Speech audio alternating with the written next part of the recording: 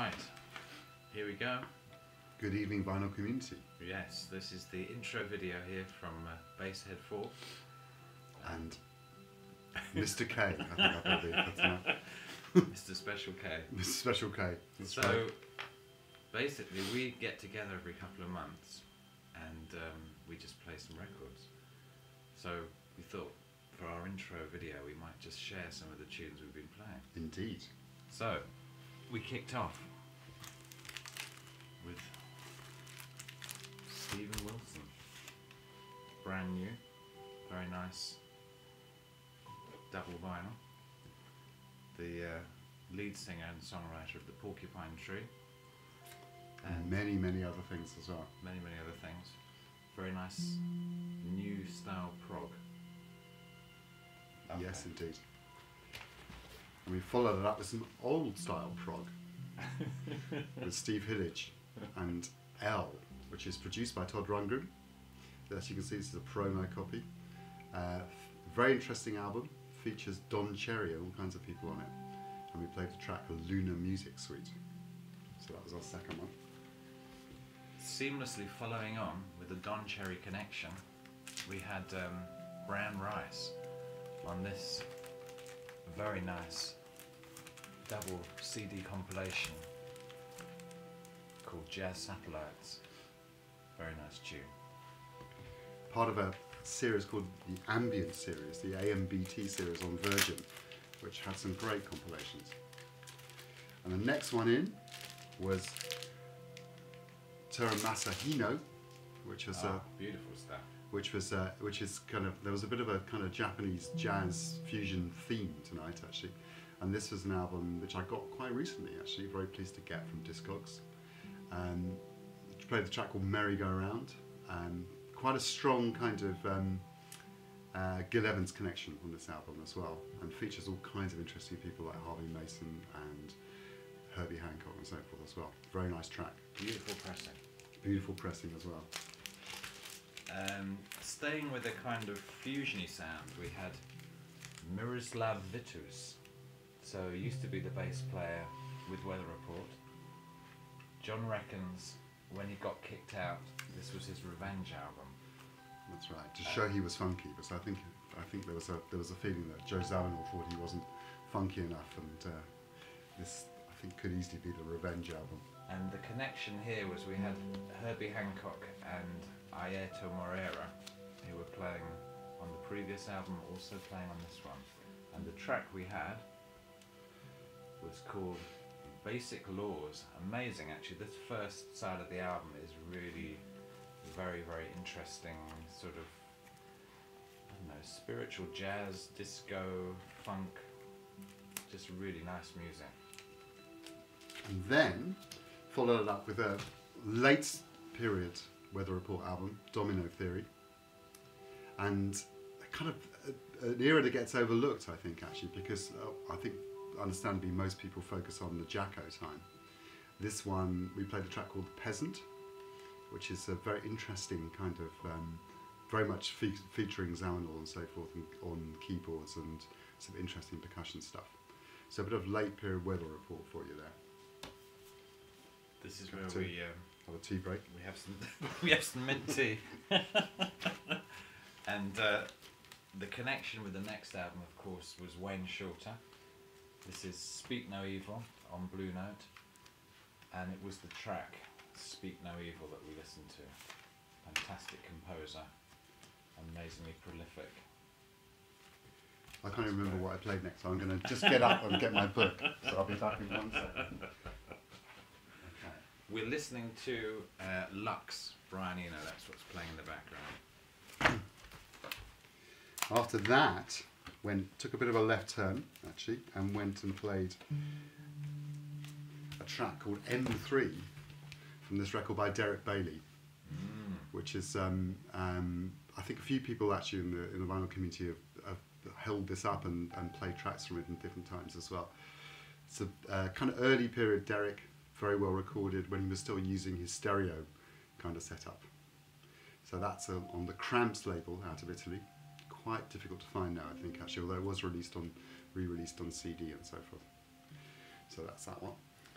And sort of following on from the kind of out there-ness of the Derek Bailey, I had to play this, which is a CD by someone called Jonathan Harvey, sort of contemporary new music composer. The track was Mortuos Plango, Vivos Voco, and this features his son, who was a chorister at Winchester Cathedral, and a kind of strange mix of the cathedral bell and his son's voice, kind of heavily manipulated. And this is a tune that I actually heard on Desert Island Discs on Radio 4, and it was being played by Frith's sister-in-law, I think. I think that's right. I didn't hear that. And I heard it, and it's just an amazing track. So check that one out. Very, very interesting, different kind of music.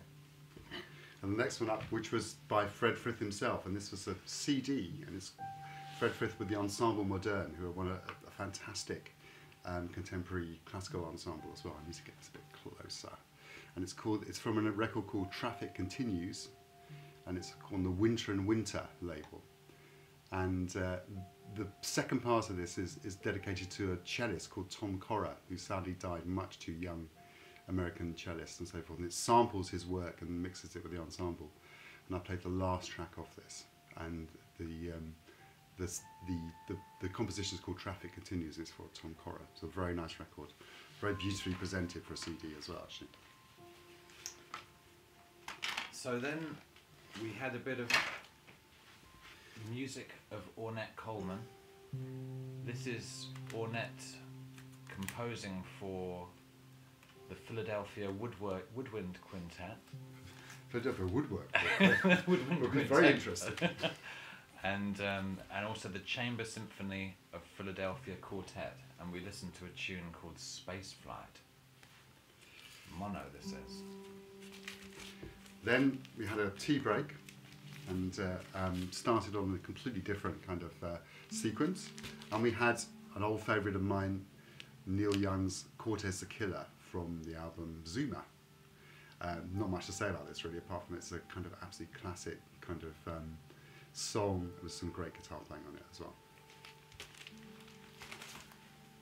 Then we had this, which is Larry Weiss. I think this is Larry Weiss's one and only album from about 1974. Singer-songwriter, probably best known for writing Rhinestone Cowboy. He has a very Neil Diamond-like voice, but he has an amazing rhythm section with Leland Sklar and Rick Marotta on the drums. Actually very funky. Yeah, very nice. Also features one of my favourite drummers, Jim Keltner, on there as well. Evil Woman was the tune. Then, sticking vaguely in the same kind of era, we got from the second album from Ricky Lee Jones, Pirates, we have the track We Belong Together, which is of course she's one of my favourite singer-songwriters, I think. Very nice album, great musicians on it, highly recommended. And then we had a bit of drum and bass, but in a different style. The Family of Man, First Light, and a track called, what's it called? The Turtle and the Frog, and that featured Steve Gadd, who I think was playing on the Ricky Lee Jones. He was indeed, yeah. And also Tony Levin on the bass and Herbie Mann on the flute. Very, very nice. Tony Levin, of course, went on to play with King Crimson and all kinds of people. Then we went to hardcore early P-Funk, and we had the track Together off Parliament's Chocolate City. Classic. And staying with funk, I guess, off the second Madhouse album. So this is the sort of all instrumental couple of albums that Prince did in the mid-80s. Really different kind of music, amazing drum sounds on this. I think we had track 14 or track 15. They just numbered the tracks, but great tune. Oh, we've gone. Then we went to the Animal Collective from their EP. We played the track What Would I Want Sky, which is notable for featuring the only, I think, fully sanctioned kind of Grateful Dead sample and so forth as well. So that's that one. Nice little EP, card sleeve and so forth. And staying with kind of modern psychedelia, we heard something from Lewis Taylor. I don't think I've come across Lewis Taylor on the vinyl community, but anyone who doesn't know Lewis Taylor, you should really check him out. He's an absolute musical genius. Had a sort of brief period in the early 90s where he released about five albums, quite a few EPs and singles. Basically everything he did was different, passionately unusual, interesting, great songwriter, amazing guitarist, great producer. And the tune we listened to was called A Little Bit Tasty. Check it out on the Bittersweet EP. I mean, kind of sadly, Lewis has left the music industry now. He's last heard of working as a plumber in North London. I mean, a huge loss and a fantastic talent, I think. Then we took a bit of a left turn and kind of almost went back to where the Prince came from, really. And we had the version of Purple Rain of this record by Kenwood Denard, who's a drummer, American drummer. I think actually taught a lot of other drummers. He was kind of somebody dishing out drum lessons and so forth as well. And this has Marcus Miller and Hiram Bullock and so forth. Interesting record, not essential, but kind of worth a listen if you see it for a very, very low price. So Hiram Bullock, very much associated with the Jamaica Boys, which also included Marcus Miller, Tom Brown, Bernard Wright, and this guy, Weldon Irvin, and of course Don Blackman. So this is, I know, an absolute killer album, produced by Dave Grusin and Larry Rosen. Dennis Chambers on the drums. Just amazing playing, fantastic tunes, amazing production. And the tune that we heard was Since You've Been Away So Long. And then we stayed on the GRP label and had a record by Dave Grusin himself, which features the track called Madaji, which has Grover Washington on it and so forth, getting a lot of reflection going on here as well. Very nice, kind of interesting, kind of fairly kind of relaxed kind of jazz funk sound from the late 70s and so forth. But I've always had a bit of a soft spot for Dave Grusin, almost kind of borderline kind of guilty pleasure, I think. Following up with great rhythm sections, we had to have something by the Mizzelle Brothers. This was actually, I think, showed by the Secretary of Funk late last year. And the track, which is Mizelle's Story, In Our Time, which I think was remixed and released for the first time on this album. Absolutely fantastic.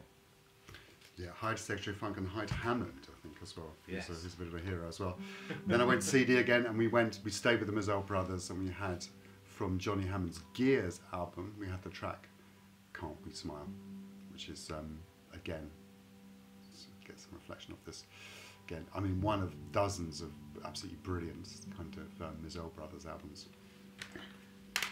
For some reason, that groove on that track really made me think of the track Prototype off this Outcast album, which is The Love Below. Seemed to fit rather seamlessly. There we go. Great album. I've been kind of really enjoying a lot of kind of RZA kind of beats recently, and that seemed to flow into where we have Genius and Dangelo with the Cold World remix EP on Geffen. Still sounds good to me. Staying with the hip hop, it was definitely time for a little bit of Tribe Called Quest, and from the album Low End Theory, Jazz, We've Got the Jazz came through. Sounded very, very nice. This is something I've just picked up on vinyl recently, and definitely a landmark hip hop album. Keep talking, Mark. Okay. Just sounded great. Just makes you realise how fantastic hip hop used to be. This is next up was a record by Kip Hanrahan, which is going to be very difficult because it's already reflective, so it's almost like signing a searchlight on it. It's from his first record called Coup d'etat, and played a track called Two Cubas from this as well. I mean, it's great actually that one of the only places I've ever seen Kip being talked about has actually been on the Vinyl Community, and both Derek and again Secretary of Funk have name checked him and given some of the dues he deserves. Played a track called Two Cubas, which has kind of Arto Lindsay on it playing guitar. Also has a sample of Schoenberg, I think, on there, and there can't be many tracks with those two elements in them as well. Great album. All his albums are great. Check them all out. There are hundreds of them. So, in the spirit of interesting collaborations, we had Atoms for Peace. This is this very beautiful silver foil coated triple gatefold double album. I think one of the most interesting sets of people currently making music is the Radiohead squad, and in particular Tom York. Obviously there's also Flea on this album. We listened to the tune. I didn't know that. Yeah, Flea's on the bass. Nigel Godrich producing. Joey Waronker on drums. Yeah, very, very nice. And we listened to the tune Judge, Jury and Executioner. It's also got a great percussionist on there called Mauro Rafosco, who's worked with Vinicius Cantuaria and all kinds of people. And is a fantastic percussionist. It's a very nice record out on his own account as well. And I can't remember the name, but I'll try and remember. So my last track was actually almost going back to where I started really, and it was a track which from an album I thought I'd lost, but I found sandwiched in between a gatefold sleeve a few weeks ago, and it's by Masabumi Kikuchi, and it's called Wishes, and I think the Japanese translation is Kochi, and it's a kind of Miles-ish, kind of late, kind of mid-period Miles, kind of mid-1970s kind of Miles sound, and the track we played it's called A Rural Flare. And it has Tara Masahino on there, has Reggie Lucas, Anthony Jackson, Mtume, Al Foster and so forth. It's a really nice album actually, and I'm very glad to find it again, especially I didn't have to buy it for a second time. So John, you were sort of saying that this was maybe the album that Miles might have made next in 1976. Well, he was certainly in that kind of period whereby he went into retirement. He was certainly talking to and working with Masabumi Kikuchi and others as well. Again, I think there's a good Evans connection on this record as well, so we can only speculate, but I wouldn't be at all surprised. And there's a very, very distinctive kind of Miles sound on here. Very nice record. And then my last tune, which has got a fantastic cover here, is Caetano Veloso. So this was the album, the first I think of two albums that he made when he came to London in the early 70s, late 60s. Just something very, very different sounding, definitely with the kind of psychedelic tropicalismo spirit all over it, but also mixed with some bossa, and a tune called Maria Bethania. Who's his sister? So, that's what we've been doing tonight. Yeah, and best wishes to everybody in the vinyl community. You've given us a lot of pleasure, so we thought it's about time we showed some of our stuff. Absolutely. We'll see you next session, guys. Good night. Night.